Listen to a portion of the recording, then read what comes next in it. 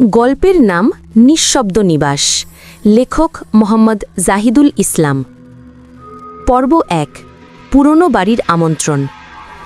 ৩০ বছর আগে একটি ভয়ঙ্কর রাতে শহরের উপকণ্ঠের বিশাল পুরনো জমিদার বাড়িতে পরিবারের সবাই রহস্যজনকভাবে নিখোঁজ হয়ে যায়। সেই ঘটনার একমাত্র প্রত্যক্ষদর্শী ছিল পরিবারের ছোট মেয়ে মিনি, কিন্তু তাকেও আর খুঁজে পাওয়া যায়নি। বর্তমান সময়ে ৪ বন্ধু, আকাশ লেখক, মীরা বাস্তববাদী ছাত্রী, সোহম অ্যাডভেঞ্চার প্রিয় ব্লগার এবং রিয়া সংবেদনশীল শিল্পী এই বাড়িটি নিয়ে গবেষণা শুরু করে। সোহম তার ভিডিও ব্লগের জন্য এই রহস্য উন্মোচন করতে বদ্ধপরিকর। আকাশ লাইব্রেরিতে পুরনো খবরের কাগজের কাটিং খুঁজে পায়, যেখানে রায় পরিবারের নিখোঁজ হওয়ার খবরটি নিশ্চিত করা হয়েছে।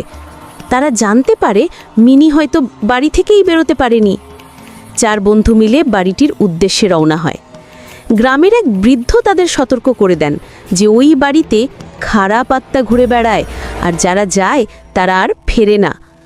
বন্ধুরা সেই সতর্কবার্তা উপেক্ষা করে বাড়ির জংধরা ফটক খুলে ভেতরে প্রবেশ করে। তারা লিভিং রুমে ঢোকে। সব কিছু ধুলোয় ঢাকা এবং এলোমেলো। মীরা একটি পুরনো পিয়ানোর দিকে হাত বাড়াতেই হঠাৎ একটা মৃদু শব্দ শোনা যায়। বন্ধুদের চমকে দিয়ে পিয়ানোর ঢাকনাটা হঠাৎ নিজেই বন্ধ হয়ে যায়, একটা কর্কশ আওয়াজ করে। তারা ভয় পেয়ে তাকিয়ে দেখে পিয়ানোর ঠিক পেছনে একটি অস্পষ্ট ছায়া দ্রুত চলে যাচ্ছে। রহস্য কেবল শুরু।